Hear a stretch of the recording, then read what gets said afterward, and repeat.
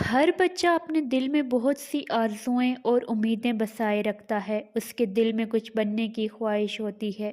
والدین بھی اپنی تمناؤں کی تکمیل کے لیے اپنے بچوں کی پرورش کرتے ہیں، اپنے ارادوں اور خواہشات کے مطابق اپنی اولاد کو پروان چڑھاتے ہیں، اپنے بچوں کو اچھے تعلیمی اداروں میں داخلہ دلواتے ہیں تاکہ وہ مستقبل میں ان کی تمناؤں کی تکمیل کر سکیں، معاشرے کے فعال شہری، اچھے مسلمان اور بہترین انسان بن سکیں۔ فطری طور پر ہر انسان خوب سے خوب تر کی تلاش میں رہتا ہے اور کوشش کرتا ہے۔ میرے والدین نے بھی مجھے ایک بہترین اسکول میں داخل کرایا ہے۔ ایک دن کھانے کی میز پر امی جان کو خیال آیا کہ میں پڑھ کر ڈاکٹر بنوں۔ ابو کا خیال تھا کہ مجھے آرمی میں کمیشن حاصل کرنا چاہیے۔ امی جان نے اپنے موقف کی حمایت میں مزید کہا کہ ڈاکٹر تڑپتے ہوئے مریضوں کی مسیحائی کرتا ہے، بہت سی مہلک امراض کا علاج کر کے خلق خدا کی دعاؤں میں اپنا حصہ وافر مقدار میں حاصل کرتا ہے۔ ابا جان نے کہا کہ یہ ملک، یہ سرزمین جسے ہمارے بزرگوں نے ہزاروں جانیں نثار کر کے حاصل کیا، اس کی حفاظت اولین فریضہ ہے۔ یہ پاک وطن ہماری آرزوؤں کا مسکن ہے۔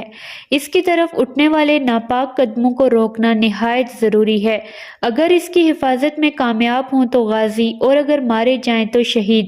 پھر اللہ کی ابدی رحمتوں اور اس کی جنت کے مزے نصیب ہوتے ہیں۔ انسان فانی ہے، اس نے ایک نہ ایک دن تو مرنا ہے، کیوں نہ اللہ کی راہ میں لڑتے ہوئے جان دے کر سرخرو ہوا جائے۔ ہاں، جان کی قربانی دین یا وطن کے لیے ہو، نہ کہ جذبات پر مبنی بے مقصد موت ہو۔ یہ باتیں سن کر میری رگوں میں خون کی گردش تیز ہو گئی، میرا دل ایک انجانی مسرت سے دھڑک اٹھا، میری آنکھوں میں ایک خاص چمک نمودار ہوئی اور میں نے امی جان کو مخاطب کر کے بڑے ادب اور پیار سے کہا، امی جان، ابو سچ کہہ رہے ہیں، خدا نخواستہ اگر میرا وطن ہی نہ رہا تو ہماری زندگی اور صحت کس کام کی؟ میں ڈاکٹر بن کر پاک فوج میں شمولیت اختیار کروں گا، میں ملک کے محافظوں کے زخموں پر مرہم لگاؤں گا اور ان کے جسم میں حیات تازہ کو از سر نو پیدا کرنے کے لیے ان کا علاج کروں گا۔ امی جان اور ابو جان دونوں کی دلی خواہش اس نیک کام کی وجہ سے پوری ہوتی نظر آئی۔ والدین کی رضامندی اور دعائیں شامل حال ہوں تو کام بن جاتا ہے۔ اس کے بعد میں نے کرسی کی پشت سے ٹیک لگا کر آنکھیں بند کر لیں اور روشن مستقبل کے بارے میں سوچنے لگا۔